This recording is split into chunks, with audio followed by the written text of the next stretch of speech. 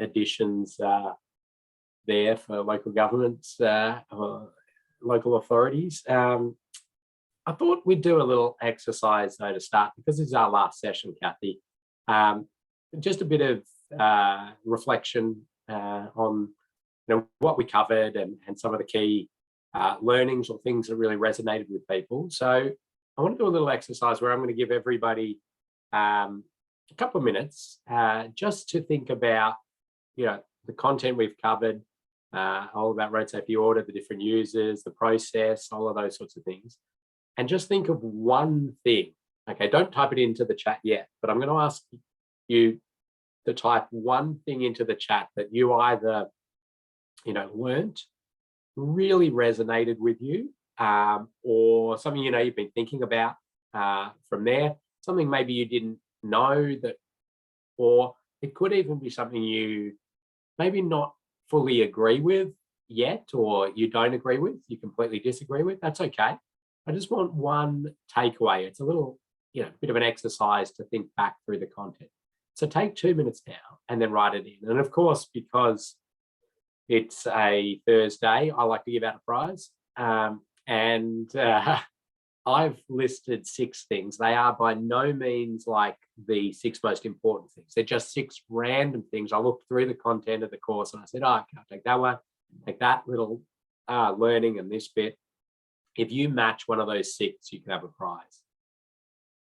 So take 2 minutes and have a think about that.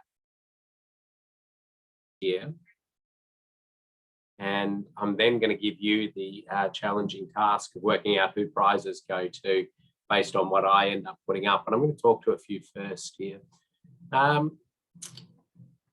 So we're seeing there some talk about recommendations being included in road safety audits, which may not have been practiced in particular jurisdictions. I know certainly I thought it was pretty common practice across New Zealand, but I may be wrong in some particular areas. I know New South Wales doesn't include recommendations in road safety audits, but they were slightly an anomaly. And certainly the Austroads Guide to Road Safety Part 6, the 2022 version, really just clearly says that it is appropriate for auditors to make recommendations. They are recommendations, they are not mandates, but they are in a good place to present things that will reduce risk. So that's good. We've got some general commentary around road users, about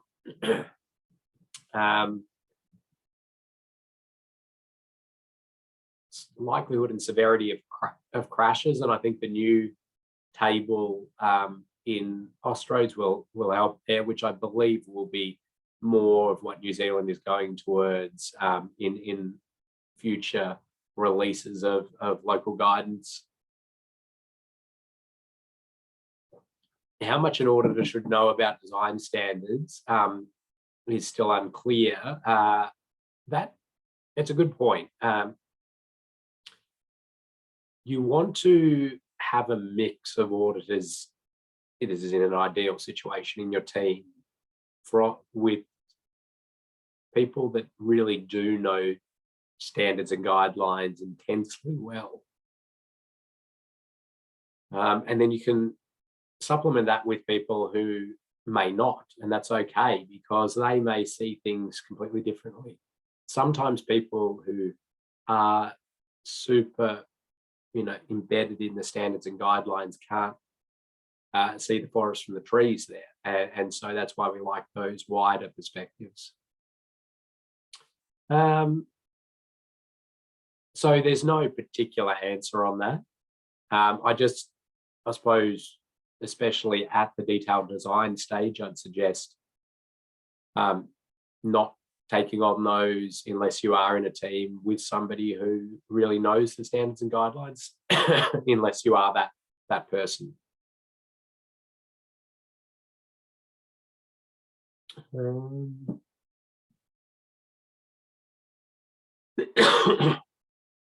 Okay, Wayne's made a good point, and it's something that I did notice in reviewing your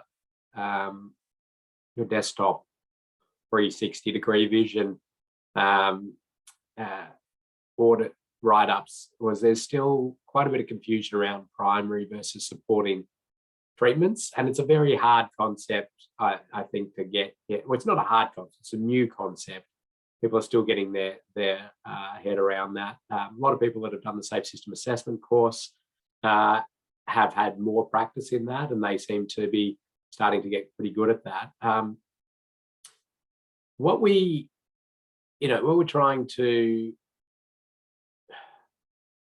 it's looking at primary treatments being those that, as it says, virtually eliminate. Now, really, that is going to require us to address the severity of the incident that could occur to within tolerable levels. So you can't get a primary treatment by just addressing the likelihood of the crash. I suppose within a road safety audit, the only way to do that would be a full separation, like a grade separation or something like that. But really, we need to address the severity of the crash. Now, something like a raised safety platform for a pedestrian crossing is categorized as a primary treatment because it reduces the severity of the crash. It's very effective. We know that it addresses human tolerance to physical force by trying to reduce the severity, and it has these wonderful benefits. So the challenge, though, is people might say, "Oh, but a crash could still occur, and in these circumstances could be fatal or serious and the like." So it's not, I suppose, there's a bit of subjectivity to it. But what I suggest you do if you're struggling with this is have a look at the Austroads document, which is the Safe System Assessment Framework. Now, I know we're doing the Road Safety Audit course, not the Safe System Assessment course, but this document's available to all of you of Austroads. And within this, and Kathy, please tell me if people aren't seeing my screen. Within this document, there are a whole lot of treatments listed. I'll just go down to that component. Here they are. For different crash types, and they are categorized into primary or supporting, two levels of supporting, but just think about supporting there. So you're actually going to see a lot of treatments placed in there, and you're able to then understand which ones would fit into which category. So you're seeing raised platforms sitting in there. Now, there is a little bit of judgment required on it, but at least it gives you something to reference, something to look at, and something to, to understand. Okay, hopefully that helps a little bit there. Stop sharing.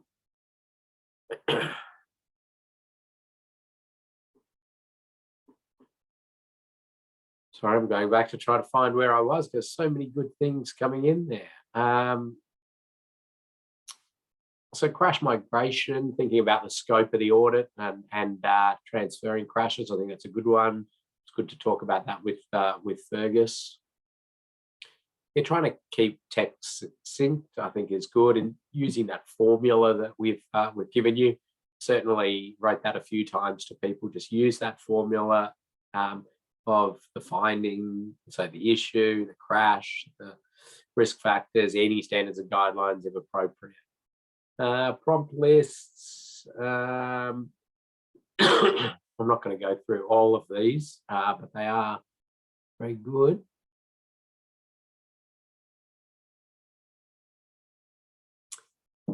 So we're seeing somebody still thinking about scratching their head on how much personal responsibility should sit with road users. That's an interesting philosophical discussion and thing to ponder. Certainly New Zealand's Vision Zero and modelling around Vision Zero is trying to unpack a lot of that in a sort of 2050 scenario of what crashes will be the residual and how they need to be treated. And I think from the perspective of personal responsibility, I think where most people seem to be landing is genuine human error. We need to accommodate, understand and cater for. Intentional sort of violation, we need to possibly think about different mechanisms to intervene on that, rather than the sort of us trying to engineer a road environment that'll cater for intentional violation, which is going to be an outrageously difficult task compared to us creating a road environment which caters for human error, which still a very, very challenging task, and then altering these other elements of the system to try to cater for and stop and adjust some of those other behaviours. Slip lane visibility, supporting treatments, vulnerability of road users and those tolerance to physical forces, trap lane, specific wording of the finding, that see-through effect, the avenue effect, visual deceit within that sort of the overarching category there.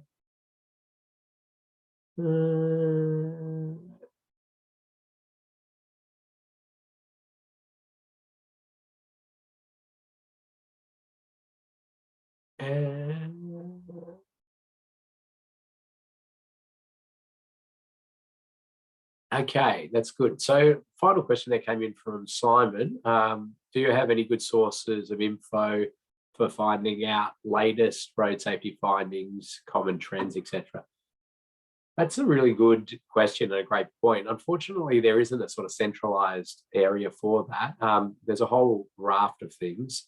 I mean, keeping up to date on the releases from Waka Kotahi on different research reports is often good. They're generated for a number of reasons, but often in the infrastructure space, either crash trends that are occurring across the country, or sometimes the collection of audit reports. There's this sort of utopia of road safety auditing where we would have a centralized point that collects all of the audit findings across the country and looks for these trends and common issues and the like. That doesn't occur. New Zealand had something like that as an aspiration. As I understand, it does not occur. That would be great. We certainly put out, safe system snippets on different topics to try to cover this as we identify things that come up quite often. And we'll certainly be sending those out to you as we go. But really, it's that sort of continuing professional development, ongoing challenge that individuals have to take on to, go to different seminars, be across different research and literature. And yeah, unfortunately, it's not sort of an easy to grab thing. Ken, I'm just going to jump in there for a minute. The work that Waka Kotahi are doing in this space at the moment is incredible. So, funding this training for everybody. And I know the next step that they're looking at is having some sort of ongoing, I don't know what yet, but, to maintain, people's professional development and learning about this space. So it is something that is in the pipeline, but yeah, how that looks and that sort of thing, I'm not 100% sure on just yet. Work in progress. Yeah.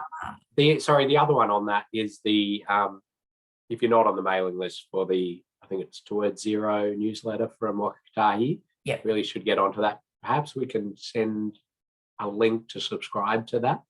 Yep. Yeah, I think it's in, if you yes. yeah, we'll I'll find how we can get that one. yeah, it links with a point there that Mike's just made around like some sort of register of road safety auditors, and I'm going to talk about that shortly. And there currently does not exist anything in New Zealand, and that has advantages and disadvantages. One disadvantage it does have is that if you have a register of road safety auditors, you know who is doing auditors, and as particular things come out, you can feed information pertinent to them, or you can ask them for particular issues they see commonly occurring and the like. So we'll talk about that shortly. There's another question that's come through saying, could you go over the above safe system tolerable limits in terms of in practice? I'm not sure what the in practice part means there, because we are essentially predicting a crash, and that's, you know, the way you are writing up your findings in this is to specify a crash type. Okay, that then, for most crash types, we know a general safe system threshold. Okay, and it's 30 kilometers per hour for pedestrians, cyclists, and generally for motorcyclists. 50 kilometers per hour for seeing your emails there, Kathy. Yeah, I know. Sorry about that. That's what I was trying to bring up. Oh, yeah. Okay, there we go. Good, thank you. Run off road. I mean, 30 to 40. I'd say use 40 kilometers per hour for run off road. Crashes, intersection around the 50, 70 for head-on crashes. There are some crash types not listed there where you need to sort of make a bit of a judgment call on it. But certainly things like rear end are going to be up near our head-on, if not a little bit better than that, because you're moving the energy forward rather than that abrupt stop of the energy. And you've got crumple zones and airbags and headrests and all of these different mechanisms that come into play. So, you know, you're imagining a crash that could happen in the future. You're putting it back to this, which then gives you that ability to understand, is it within or outside safe system sort of tolerable levels? And in current practice in New Zealand, you would then be thinking about, is the treatment going to get it to below that, and the energy associated with that crash going to be acceptable? And then it's, you know, you can start thinking about primary or supporting. I hope that has helped. It may not have, but it's more important in a safe system assessment, but because you're really quantifying that severity, certainly in the finding, but certainly as we think about, you know, what is likely to be fatal or serious in a road safety audit, that crash, you can bring it back to some of those levels and get an understanding. The risk rating is a challenging one as well, and I really encourage you to try to get an understanding of the magnitude of risk, the magnitude of crashes in different areas on the New Zealand road network. So, you know, take any intersection, maybe different forms of intersection, as in on different categories of road, and have a look at the crash history for the last 5 years. Okay, and for different road users as well. And you know, that's publicly available data. But that will help you then understand, okay, you know, you'll look at an intersection, it'll have horrible deficiencies in sight lines, in see-through effects, bad line marking signs and the like, and you'll discover that it's, you know, some of them have 1 or 2 crashes over a 5-year period, for example.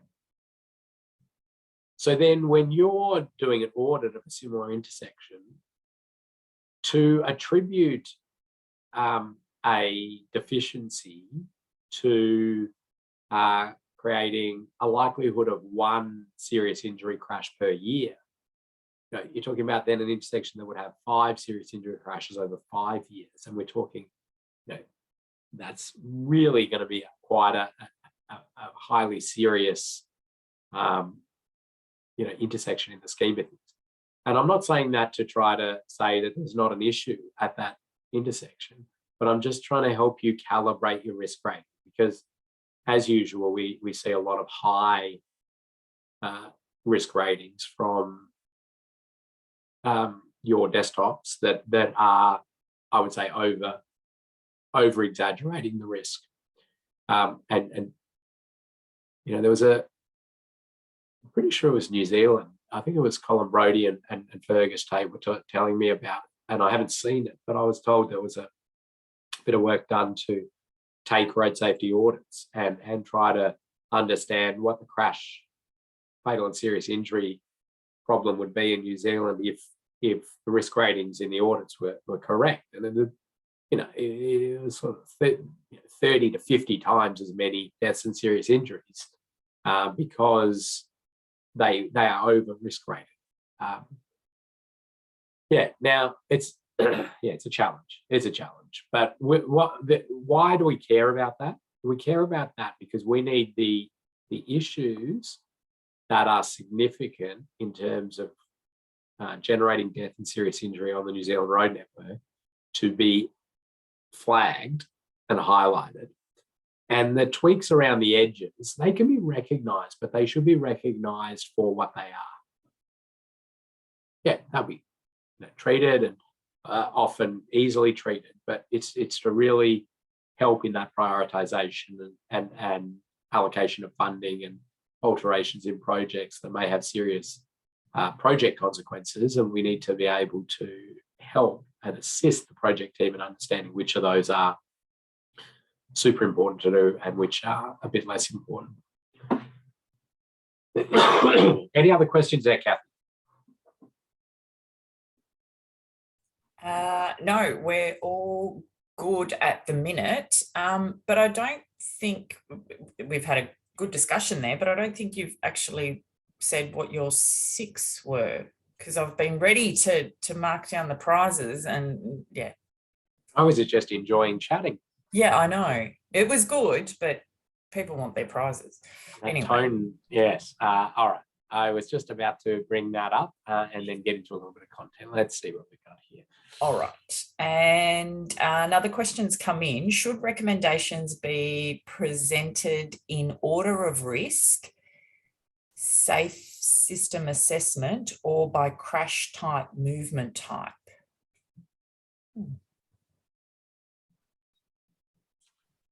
Now, can you still hear me? Yeah, I can hear you.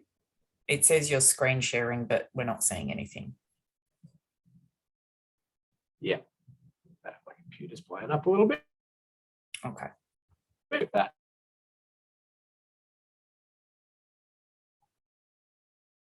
Recording progress. Kicked me out. I'm back. Can you hear me? Yeah, yep. Sorry about that. Exciting. Maybe your computer's got COVID. Yep, we're good. Okay. So they're on the screen there. But to answer that question, there is no guidance around that. So it's individuals' preference. I tend to like to put the biggest risks first and work my way down if I can. Sometimes it gets a little bit out of whack.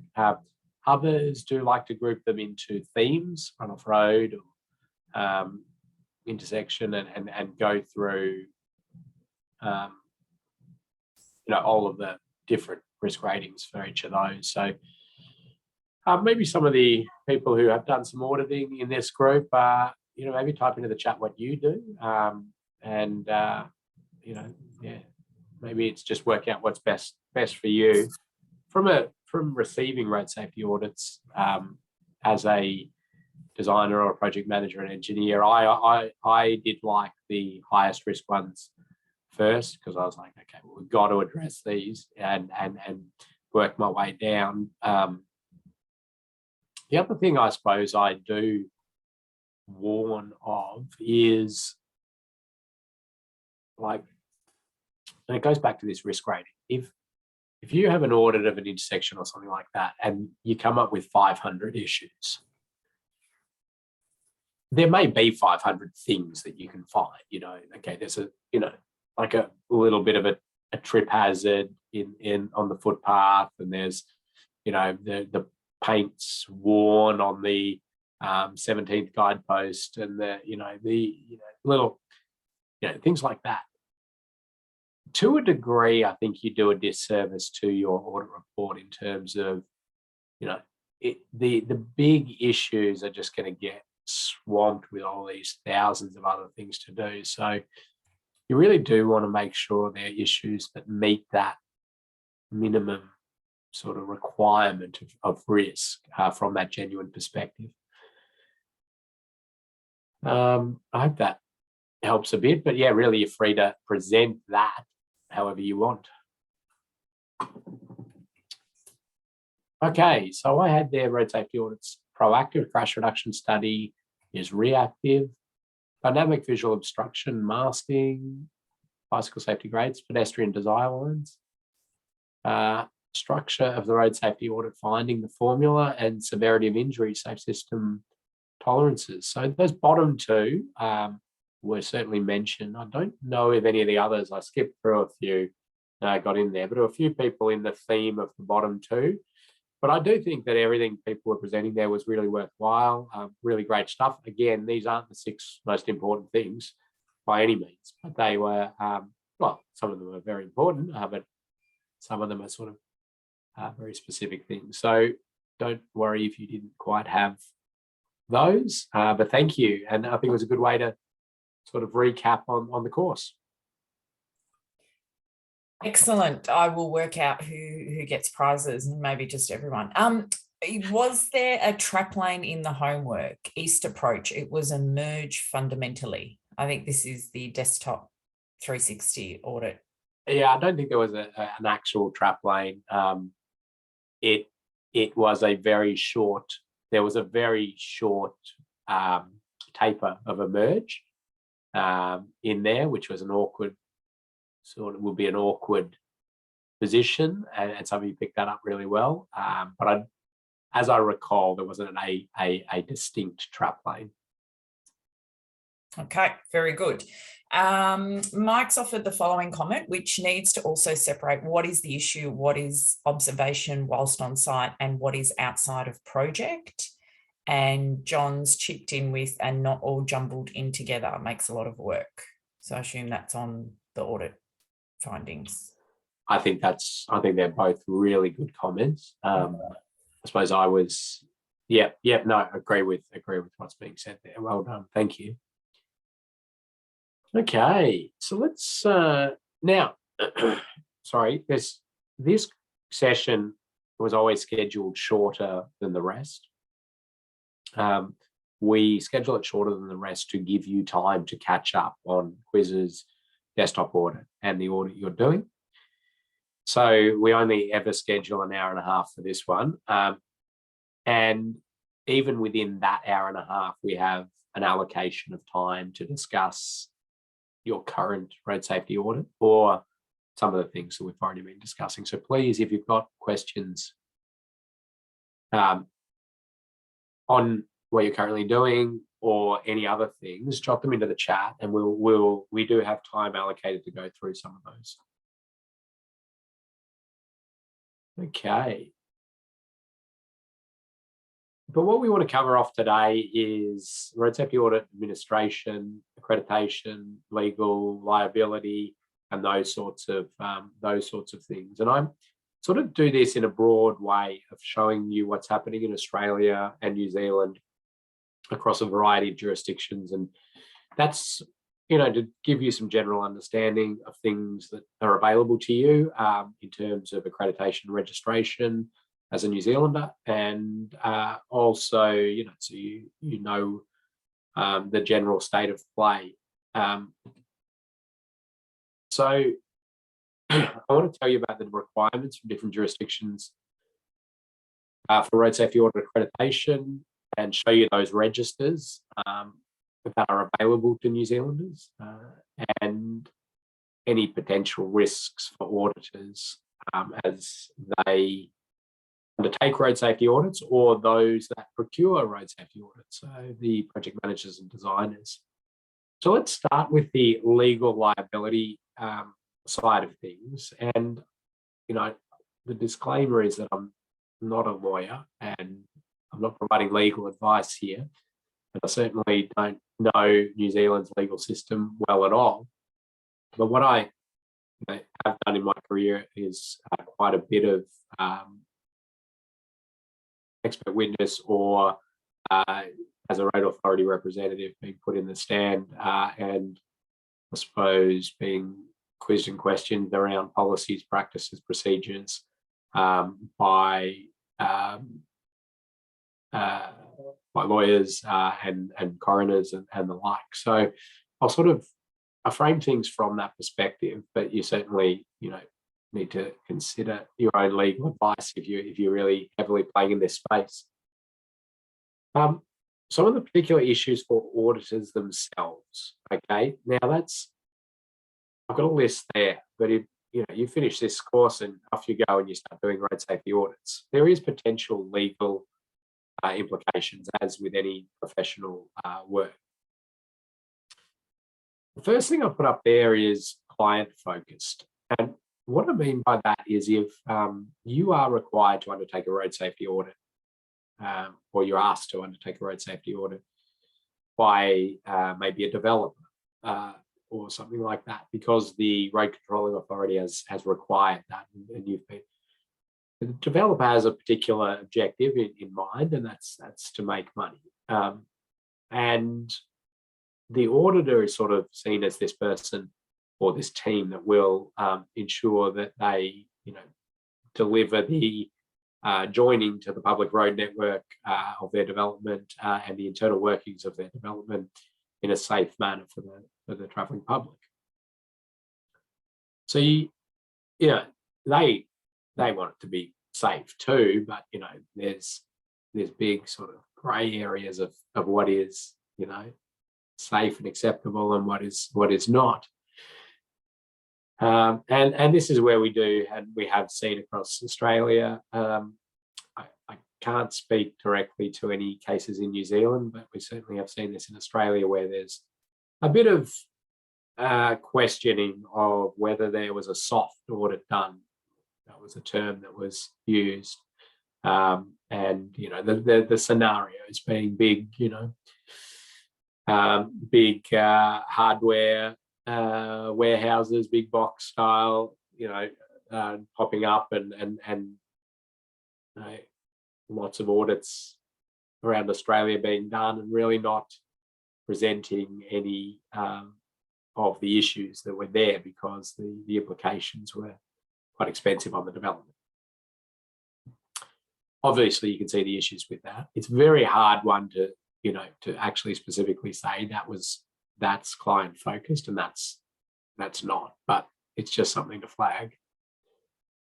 Now, inadequate brief. You're not actually writing the brief as a road safety auditor, are you? You're receiving the brief, but you can get that brief and if it's really unclear what you're meant to be doing, you're provided inadequate information to be able to do your task, like we talked about, not getting the swept paths, for example, in a detailed design audit.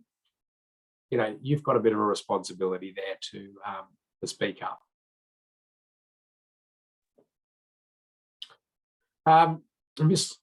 Misleading your qualifications and experience, of course, that is across not just road safety auditing, that's pretty much most professions, isn't it? You'd be held to account for that.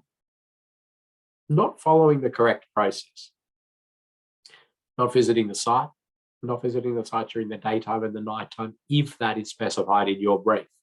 Now, road safety audits have a site visit component. The daytime is definitely required. The nighttime is required most of the time, but you may, if your client specifically put that into the brief, you may be okay not to do that. And then, of course, any internal quality management processes you have in place in your organisation for peer reviewing or whatever it is.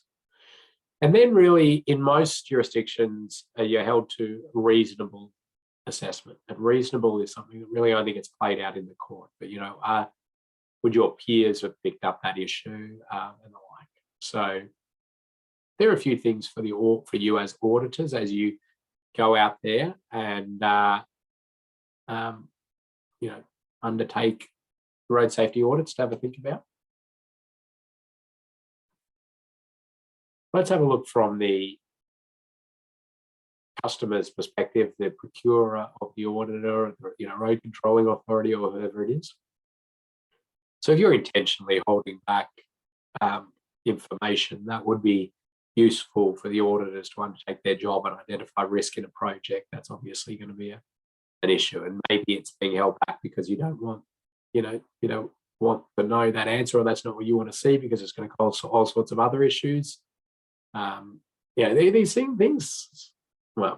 things all sound ridiculous, but unfortunately they have occurred. The swept paths don't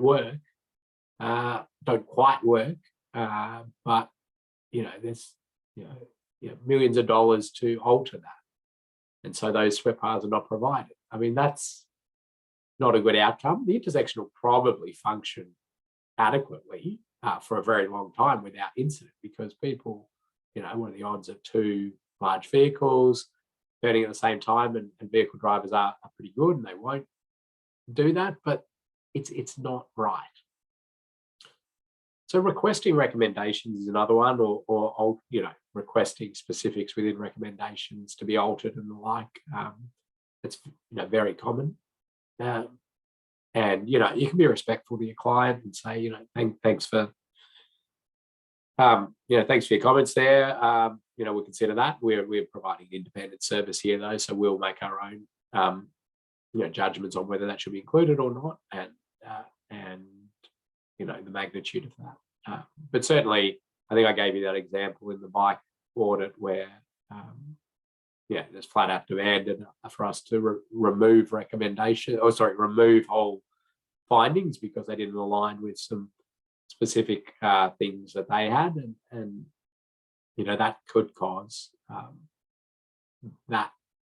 some issues on the client side, but also on the auditor side if you sort of partake in that.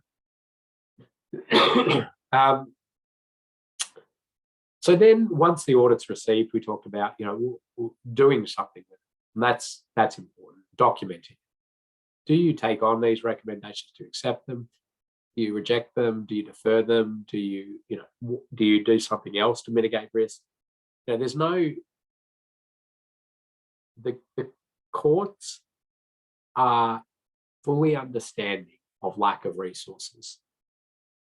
Okay, understand that there is not endless funds in the local government's coffers to do everything, right? And they understand that there's many things they're trying to competing demands and all that. But what the courts are not okay with is a lack of process for dealing with this. Issues coming in, report being put in the project file, never being looked at. Flat out refusing to do anything as a result of the audit, and like these are not good ones.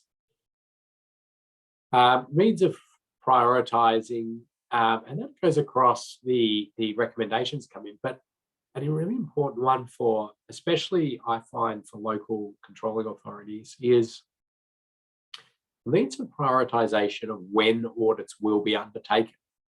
Like what I see often, and I used to see this a lot working with a lot of local authorities from a policy perspective, is just absolute ad hoc nature of when audits were done. And it really often came down to the individual project managers or designers, where you'd have, Bob over there who does his own thing, never gets an audit done, And then you got Sarah, who's done the audit course and really does audits throughout every project. And you just say, well, if the courts come in and look at this because of an incident, they're just going to go, well, why did you have these independent experts look at this project before it was built, but not this project where somebody was seriously injured? It's just not going to be a good scenario. So in the Australians Guide, what we did was create a shell road safety audit policy for exactly this purpose, because what we want is local controlling authorities to just have a policy written down, and then of course follow that policy, but make some sort of prioritization of when audits will be undertaken. There is a cost to undertaking an audit. It's in the scheme of infrastructure projects, it's minuscule, but nonetheless, there's a cost to doing a road safety audit. But when is it valuable to do? And you can make a judgment call on this, whether you want to do it by total estimated cost of the infrastructure is a common way to do it as a bit of a proxy for, the bigger the project, the more the risk is likely to be, which is fair enough. Or you may have some other method of deciding. But really that, to me, is an important part of managing a road network and developing it, is to have good processes and policies in place for road safety auditing, for example.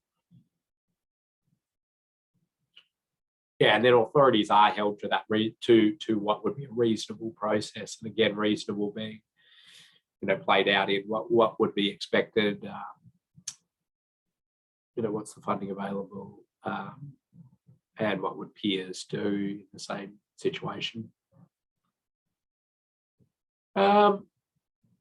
Well, okay, before I jump on to some of the different registers and the like, I might just pause there and see, Kathy, if anything has popped in at this stage that I should deal with. Yeah, some comments about, I've seen road safety audits written with both hard and soft. Hard was to justify action by the road controlling authority, and soft to justify no action by the developer and thereby saving money. So what you were mentioning before, for those registered, then misleading. It could be a breach of ethics, says Mike. And Mark saying have been asked to both remove and downplay recommendations as the project manager felt that the RSA would reflect poorly on them. Yeah. So some good, some experience with all of this in New Zealand from different players there. Certainly, I think we need to do better in informing project managers of what a road safety audit is and what its purpose is and how to deal with it. That's something that we've been contemplating as a bit of a short half-day course on that. We don't want them to be, able, or they're not going to get out there and do audits, but they're going to receive these reports. And what do you do with that? I think there's a lot of misunderstanding there, and that's probably why some of this raises its head. Thank you for the input there. That's good. I'm gonna actually. Oh no. Yeah, I will. We'll pause there, Kathy. We'll take a little break, stretch. I'll get another honey and lemon tea for my frog, and we'll be back in 4 minutes. Terrific. All right. Well, if there's any questions, I guess now's the time to type them in, and then you'll take us through the registers and options there. 4 minutes. Thanks, Ken. Thank you again, please. I see some. I see a question came in there from Simon, I think it was.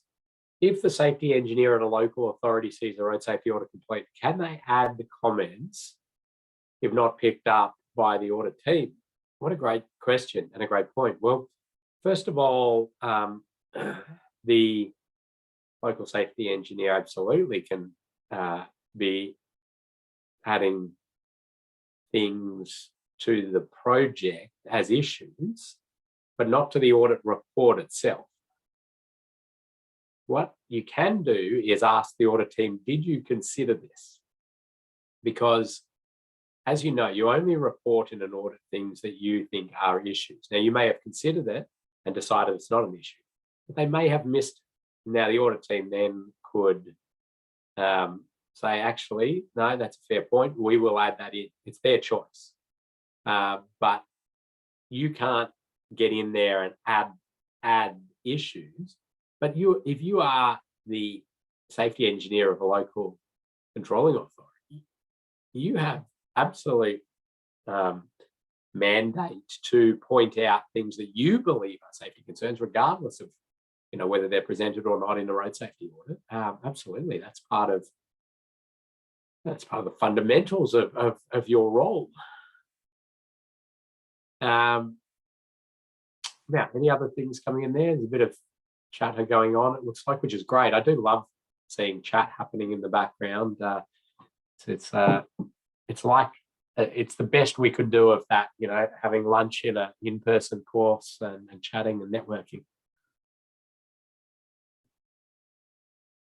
Okay, well, Kathy, if anything else pops up that I need to deal with, let me know. No worries.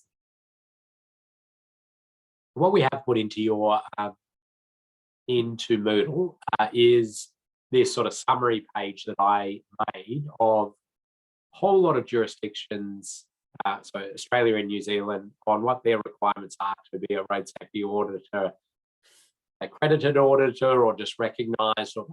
I'm not going to go through this particular table here because I'll talk about them as I go through them. That's just the top few there. There's more that sit under it: Western Australia, New South Wales, New Zealand. So have a look at that. But let's go through this in particular.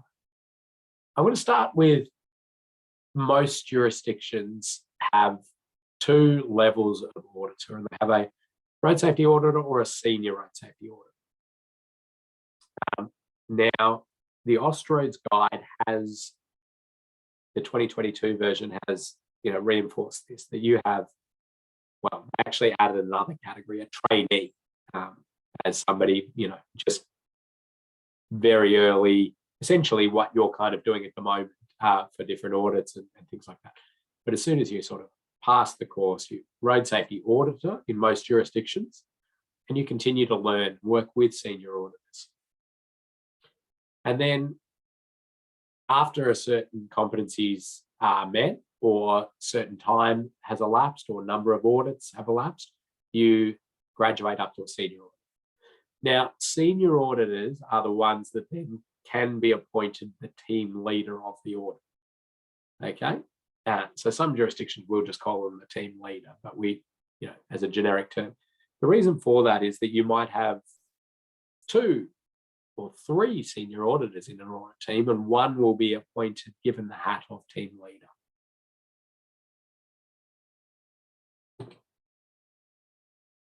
So I'm going to talk about Victoria to start with.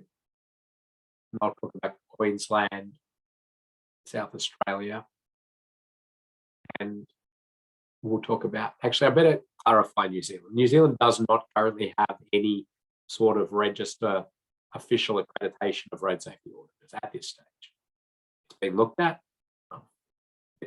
Phone calls from different people within Waka Kotahi asking me for details of different registers and background and how does that work and the like, because it's being explored. Will it happen? Who knows? Austroads is currently working also on a project to try to understand if national accreditation across both Australia and New Zealand is a possibility, then who would sign up to that and what sort of rigor and processes would be in place. So it's a bit of a mess at the moment. But what, New Zealand runs with the approach that at an individual level, projects can decide, who they engage as a road safety auditor, and it's their responsibility to just have confidence that they are appropriate. They have the skills and qualification, or the skills and, I suppose, qualifications to to do that, whatever skills and qualifications they're looking for. So really, they'd be looking, have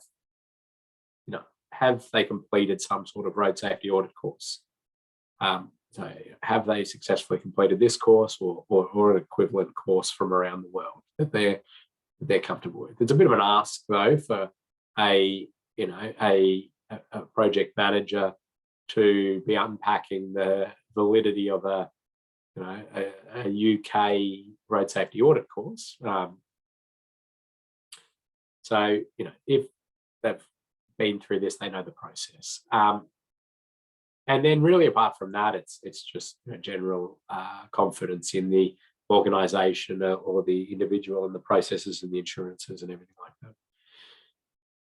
Some other jurisdictions have gone, the way of creating this particular list, and it's caused trouble. It's provided benefit, but it's also caused trouble. But Victoria does have a list of accredited auditors, and it's quite long.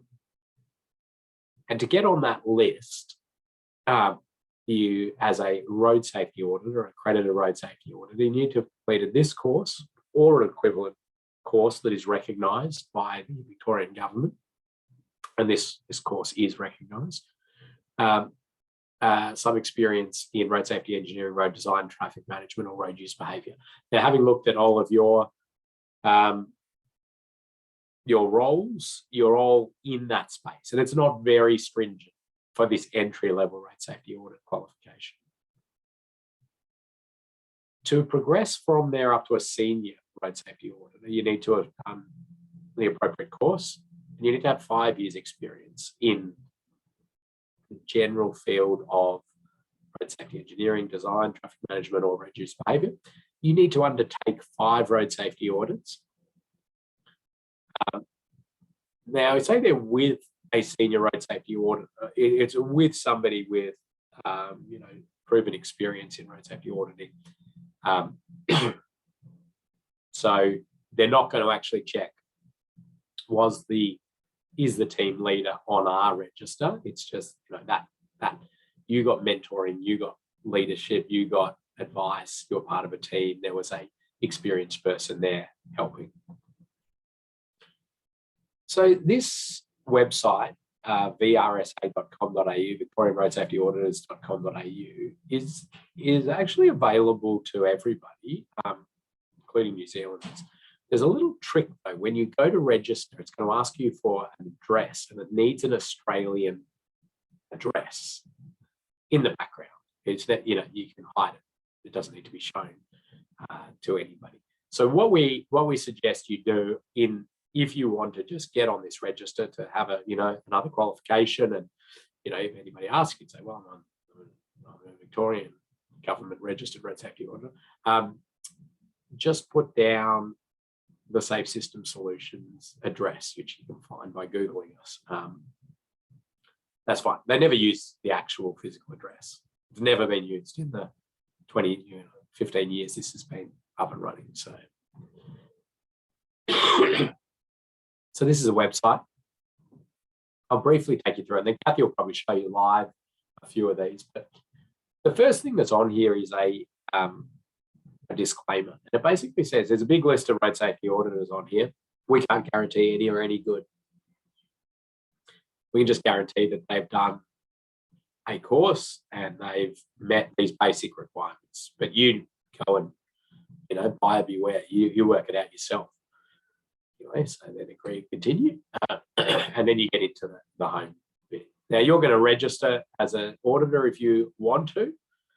And you're going to get to this point and you'll register as a road safety auditor, unless, as some of you are experienced auditors, you may decide to go for that senior straight away, and you'll need to then enter some audits that you've completed.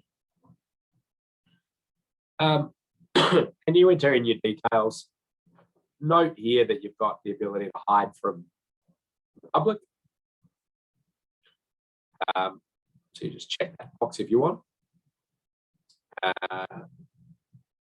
And you upload a copy of the certificate, and that will be checked, and then off you go. And then you can log back in here at any point and sorry, you can log back in, add more information. So this is also the site where people can search for auditors. They search for an auditor. They can search by name, organisation, by area of required expertise. Take that with a grain of salt because it's self-populated. As one of the questions you'll get asked in your registration is which of these are areas of your expertise. So I do see a lot of them which are, fully everything is ticked, which there are people with, that sort of expertise, but it's there, anyway, doesn't matter. So then you get the big list and you've got all these people and you can see their organisation's emails and the like, and their status active or pending just means they've uploaded something recently or they've applied recently and it's being reviewed. So if you click on me there, where am I? Yeah, there. Okay. Active senior auditor. There you go. Address. There's an address there. You do put some of your CV in there, and of course you can hide that if you want. But that's maybe so people can see if they're trying to look for an auditor or what sort of experience does this one have. Expertise. I've done a lot of auditing in my time, but I still refuse to put worksite traffic management plans as one that I have that expertise in. Now in New Zealand, you don't really do road safety auditing of the worksite traffic management plans. They get different reviews and assessments and looks at by others, but across Australia and across the world, they are subject to a lot of road safety auditing. Locations to work, that's just a Victorian thing. And then this is all people see. That's all people see in terms of what the audits you've done were. You don't actually upload the audit report, you just upload details about it and a contact, which never gets made public, the contact. But if they want to audit the auditors, they will contact that contact. You just sort of say, okay, Phil Byland, that was the date of it. I was the auditor and team leader. It was a feasibility bicycle stage road safety audit and so on and so forth. And a copy of your certificate so people can see where you did your audit. I think Mike's just correcting me, which is good, telling me that audits are done at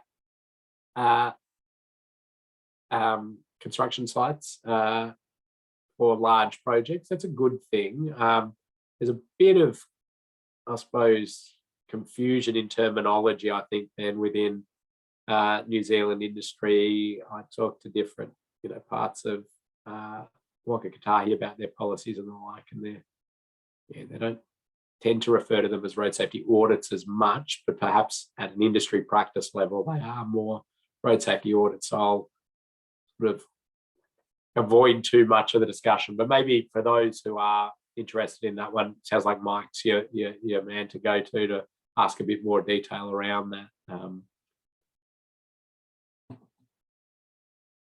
South Australia has a register. Kathy will show you this maybe shortly, but it's not as interactive.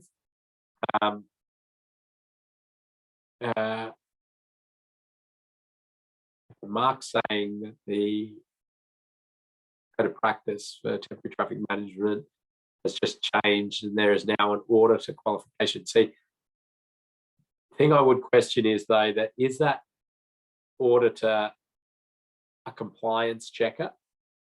Has this met the code and the like, or are they a road safety audit checker of, that general holistic scheme and okay, pedestrians actually, well, that's all fine, but the traffic guidance scheme says is what was put on the ground and the traffic guidance team meets the code of practice, but actually pedestrians want to go from there to there and you're doing this in here and they're going to walk around here. So that wasn't the right way to set it up, if you see what I mean.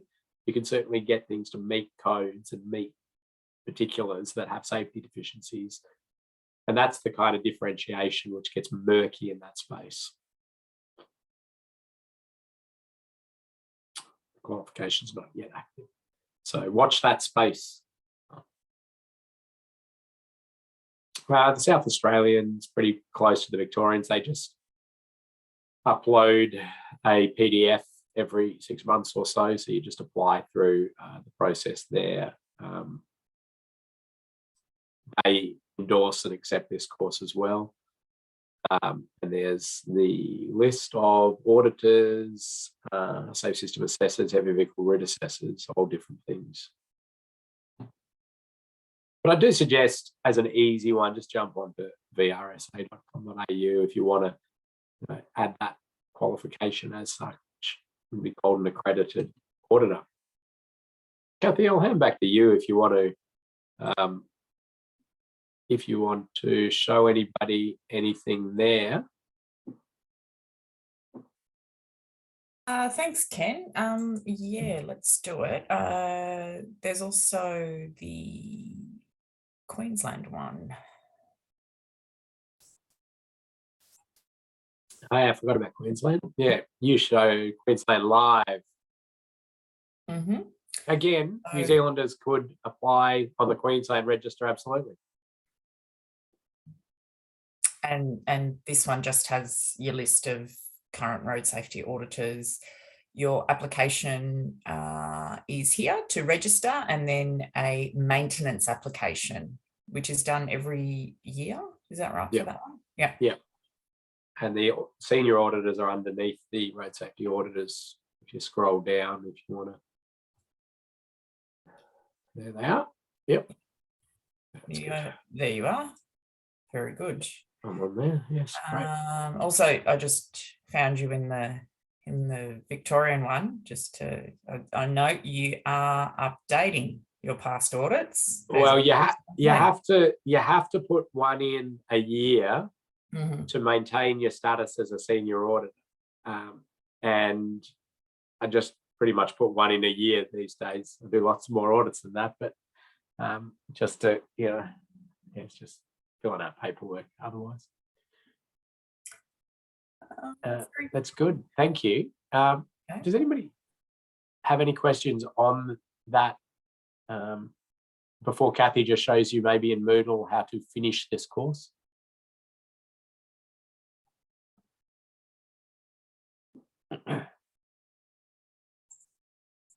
Okay.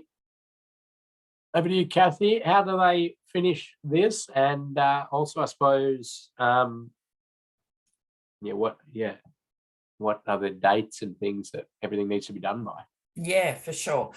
Okay, so I've jumped in there and popped in that safe system assessment framework that you ran through at the beginning. So you can have a look at the primary and supporting treatments in that document. And Tina jumped into the chat and shared the link to where to sign up for the Waka Kotahi Road to Zero update. So I've popped that in as well. So thank you very much for that. There is one final quiz, as per usual, the sort of 10 multiple choice questions, and you are working through your road safety audit site visit at the moment. You can see my version there. No one has submitted anything just yet. That's good because it's not due until next Thursday afternoon. So if you have any questions, any concerns, anything at all, please get in touch with us. If you need an extension, some people have already gotten in touch with me about that. That's all good. But other than that, once you've submitted, Ken will mark them over the course of the next week or so after that. And then we ask you to do a short little feedback questionnaire, just very simple, yes, no, maybe type response, and then your certificate will become available. So you'll click on your certificate and you can view it, and a copy will also be emailed to you. Look at that, that's for me. Will be emailed to you as well. So you'll have an electronic version of your certificate once everything has been completed, all your quizzes, all previous assignments, and your final assignment, and you've done the feedback form. And then after that, what we'll do is pop into the post to you a hard copy as well as any prizes that you've won. And that's about it. Any questions? One more question's come in around, I suppose, again, the scope of an audit and looking for consistency of treatment along a route, and that can be a factor in safety. So how far do you go in looking for that consistency? There is no, there's no specific defined rule. I think a lot of people auditing are quite sort of, they know the general area and they know the category of road where this treatment is being put on, and they drive to the site, so they get that feel for consistency. So I don't think it is easy to say this is exactly what should be done. I think you just got to have a feel for that in the context of that route in that area in general. I think the nature of change means we will have things that are out of context. And I don't think just because it's out of context makes it unsafe, but you need to, as an auditor, piece that together in your mind. I mean, the first raised safety platform is out of context, like it has to be. So has that been managed appropriately and correctly? And, risks minimized associated with that. So good question, and a vague answer for you. I think Kathy will very shortly pull this to a close and let everybody have time to finish the last quiz to completely go over anything else that's missing. But I'll just thank everybody for their time out of their incredibly busy schedules to undertake this course. I think it's very important that we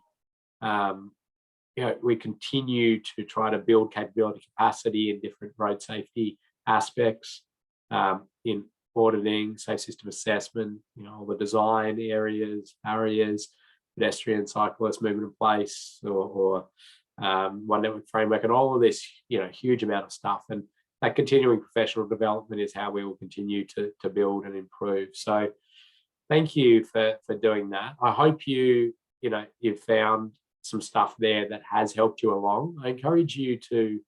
One of the reasons I encourage you to register on the Victorian one is to really take some pride in the fact that you are a road safety auditor and start to refer to that in your skill set. And the reason for that is I feel there is that next level up of responsibility in pointing out issues, in not being silent when you think, oh, that's not good, but that's someone else's problem, but actually speaking up for these issues, because there's a lot out there that can be improved within projects, and we can be assisting in doing that. It's a rewarding thing to do, and I love trying to. I've always liken it to being like a detective, or you're looking for clues in the design and trying to predict things, and what could happen here. I suppose detectives are going, what did happen? We're going, what could happen? Pre-crime. There's a movie about this. But yeah, I find it fascinating. I hope you enjoy it. As I said, we do put out a lot of safe system snippets to try to cover a raft of topics we believe are either not well known in industry or are new emerging issues. So jump onto LinkedIn and follow us. That's probably the easiest way to see them, or we put them onto our website as well, so you can have a look on there. Thanks to Kathy and team behind the scenes. These courses don't just magically happen. There's a lot of work behind the scenes, so we appreciate that. So thank you all. Keep in contact. Because the course is over doesn't mean I'll never talk to you again. In fact, I love just continuing to chat. As you come up with different things, you've got a great network of people and professionals in New Zealand, wonderfully experienced road safety practitioners. So you've got great people to turn to. But if you did want to flick me a note and say, hey, Ken, have you ever done anything on motorcycles at roundabouts? I'd say, yes, I've done a heap. And here's 6 years worth of work. Or you might say, Ken, have you ever done anything on, what was it, bicycle helmets? I'd go, No, not so much, but I know somebody who does, and I'll give you their contact details. So keep in contact. Let's continue to share information, and yeah, I think that's it. Ken, sorry, I think I missed a couple of questions. So you've just done a wonderful wrap up, but I'm gonna press go again, maybe. Is that okay? Sorry, everyone was ready to run out the room and I'm stopping it. There's a question that came in about, we did an RSA and the intersection form was changed to suit the recommendations. We then did an audit as an addendum on the updated design, but I'm wary that this wouldn't be a given. The audit agrees to the recommendations, but then the final design is not put through the RSA again is typical. We found another 10 faults when we audited the redesign, and all of these could have been missed. Thoughts on when you audit the redesign? Yeah, it's a good process, certainly, to do it. I think it's a scale of project way of thinking. I also do like that process of a sort of re-audit and a little addition, because you get this nice report that has, like, writing up again the whole audit report is annoying, but if you can add an appendix that says, actually, okay, and now this new design came in and here are a couple of issues with this, and then maybe another one comes in and you go, we have no issues with it. I mean, that would be fantastic. You're sort of narrowing down how many issues there will be. As an auditor, you can sometimes predict some of those as well. I'll often, in an audit finding, say something like, consider, just trying to think of a random example. Okay, the new on-ramp as it meets the motorway will, there's a super elevation twist at chainage, whatever. That should be rectified. And I say, note to designer, this may cause drainage issues. Consider drainage aspects of that when undertaking that design, because you can almost predict, like, I go, okay, they're going to level that out there, but they're not, it's going to drain to there, and I don't know what, they don't have any drainage stuff there, and that's probably why they created that in the first place. But yeah, so you can, that's for me often, because I know they're not going to re-audit this. It's like, it's gone. It's like this, this project is behind time, and they're just like, they're hammering, get me that audit report, and so they're not going to go back. So then I'm trying to predict forward what the issues in the future would be. Good, thank you. And one more, sorry. It was a variability in road safety audit outcome from person to person, safe system tolerance in human issues between minor error and big mistakes. It is an ongoing challenge. Is there any systematic process to reduce this variability? Wow. Yes and no. So we've just completed a project with IRAP, the International Road Assessment Program, which is called Star Ratings for Road Safety Audits. And the whole purpose of it is to not turn auditing into a tool where you just plug in and spits out the answer, which is essentially what IRAP and Kiwi Rap and all of those are. It's just like, send it off to India and it gets coded and it comes back, and it's like, you don't need to know the network, you don't need to know the ins and outs of it, because it's a particular form. So, but what the advantages of that is their system is rigorous and it's consistent. So it doesn't matter who undertakes the IRAP assessment or the Kiwi Rap assessment, it will come out with the same answers, right? Whereas if you get one road safety auditor to do an audit and you get another, they could be quite different in terms of risk ratings and things. But what they have this beautiful ability to do is understand nuances of a project, contextualize things, and just stuff you will never, well, I shouldn't say never until the machines are artificial intelligence and all of that. But at the moment, you just can't put that into a specific system.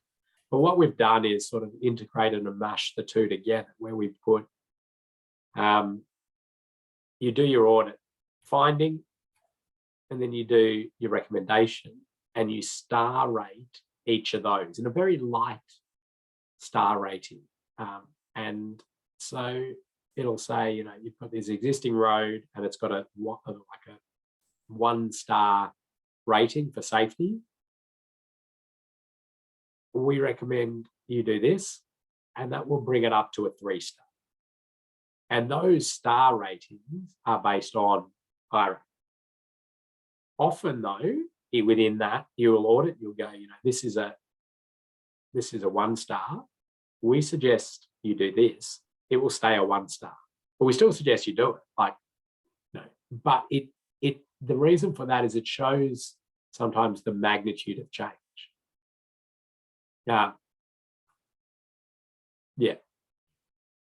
It helps in making it systematic.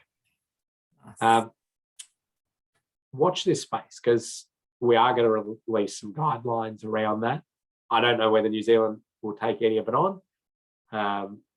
Certainly, we're doing it for the Central Asian regions at the moment, and there's some interest from the Europeans as well. A lot of interest from the Europeans, actually, European Commission in that space. Probably enough on that. Good question, though. Thank you, Ken. I won't throw any more at you. So I'll finish the wrap up. Thank you very much for your passion and your energy, and even though it waned today, thank you for staying with us. And thank you to everyone who's participated. And I know it's a lot of work on top of your day job and on top of life and everything else at the moment. So you've done terrific in getting assignments in and participating and joining in, and we really have enjoyed it. And so well done to everyone. Thank you, Ken. See you next time. Get better.